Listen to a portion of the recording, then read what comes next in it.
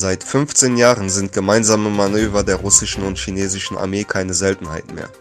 Bis Freitag halten beide Streitkräfte nun erneut eine groß angelegte gemeinsame Übung ab, an der mehr als 10.000 Soldaten beteiligt sind.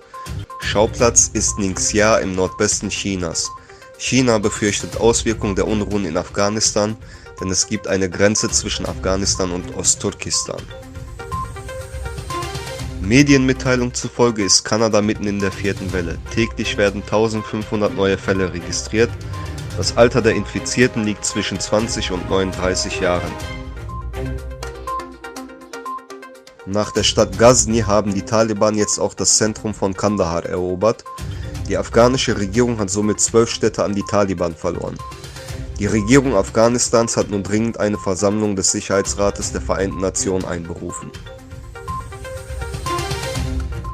Der russische Geheimdienst hat den Professor Alexander Kuranov, der Spezialist auf dem Gebiet der Hyperschallforschung ist, festgenommen. Man wirft ihm Hochverrat vor. Er werde verdächtigt, geheime Informationen an einen ausländischen Staatsbürger weitergegeben zu haben.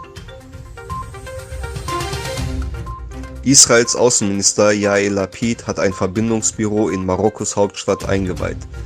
Dies war die erste offizielle Reise eines israelischen Außenministers nach Marokko seit 2003.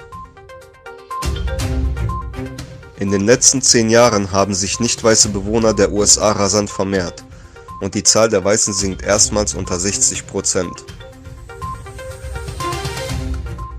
Die Politik Chinas gegenüber den Uiguren wurde in der Türkei protestiert. In der Stadt Kayseri versammelten sich Menschen, um gegen den Genozid in Ostturkestan zu demonstrieren.